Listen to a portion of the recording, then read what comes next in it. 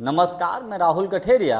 नेता प्रतिपक्ष राहुल गांधी जी छात्रों के मुद्दों को लेकर इस वक्त बहुत एक्टिव हैं और इसको लेकर वो छात्रों की गूंज के नाम से एक कार्यक्रम चला रहे हैं। इस कार्यक्रम के तहत सबसे पहले कोटा में कार्यक्रम हुआ, कोटा के बाद फिर कार्यक्रम देहरादून में हुआ। अब तीसरे कार्यक्रम का जो पड़ाव है वो इलाहाबाद है, यानी कि इलाहाबाद में कांग्रेस पार्टी की तरफ से यानी राहुल गांधी जी का छात्रों की गूंज नाम का जो कार्यक्रम है वो होने जा रहा है 8 अगस्त को। लेकिन पहले जिस स्थान पर, जिस ग्राउंड पर राहुल गांधी जी के इस कार्यक्रम की परमिशन दे दी गई थी, बाद में फिर वो परमिशन कैंसिल कर दी गई। मतलब कहा गया कि साहब यहाँ पर एक हाई कोर्ट के आदेश का हवाला दिया गया और वो कैंसिल कर दी गई। उसके बाद राजनीतिक सरगर्मियाँ उत्तर प्रदेश में तेज हो गई। लोग पूछने लगे, भाई पहले परमिशन दे दी फिर बाद में कैंसिल हो गई, ये तो गलत बात है और होना बिल्कुल सही बात है। हाई कोर्ट का हवाला दिया। तमाम राजनीतिक विश्लेषक ये बोल रहे हैं कि मोदी जी और योगी जी घबराए हुए हैं, मोदी जी और योगी जी डरे हुए हैं।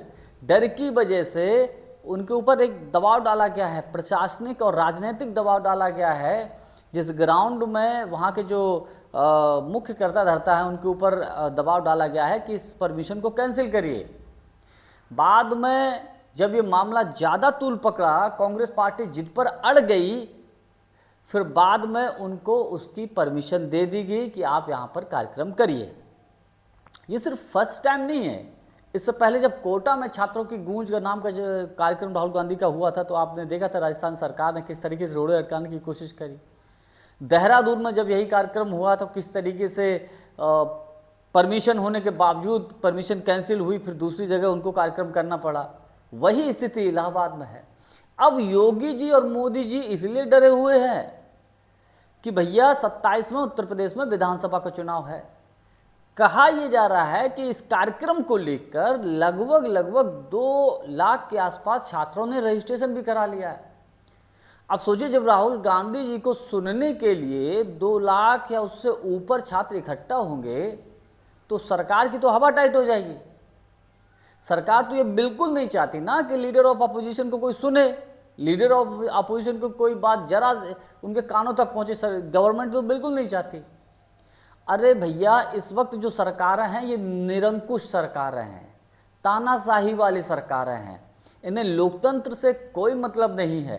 क्या इससे पहले बीजेपी की सरकारें नहीं रही क्या अटल जी देश के प्रधानमंत्री नहीं रहे क्या? तब तो अटल जी के समय में ऐसी कोई समस्या नहीं उत्पन्न होती थी।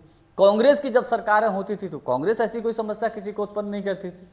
लेकिन चूंकि वर्तमान समय में बीजेपी के जो नेतृत्व है, प्रधानमंत्री मोदी जी, अमित शाह जी और उत्तर प्रदेश में योगी सरकार जिस तरीके से अपना तानाशाही रवैया अपनाती है, हम सब देखते हैं ये सब क्या चल रहा है। तो कुल मिलाकर इसका एक ही मैसेज गया, पहले परमिशन हुई, परमिशन कैंसिल हुई।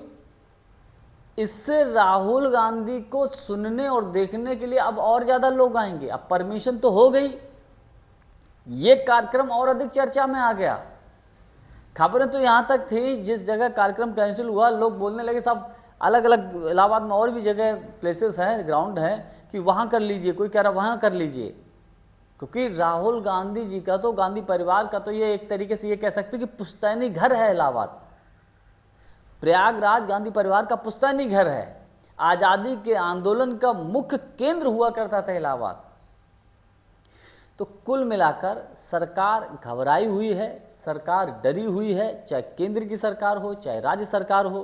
क्योंकि और एक बात राहुल गांधी साहब बोल चुके हैं, ये कोई राजनीतिक कार्यक्रम नहीं है, हम केवल छात्रों के मुद्दों को यहाँ पर उठाते हैं बस।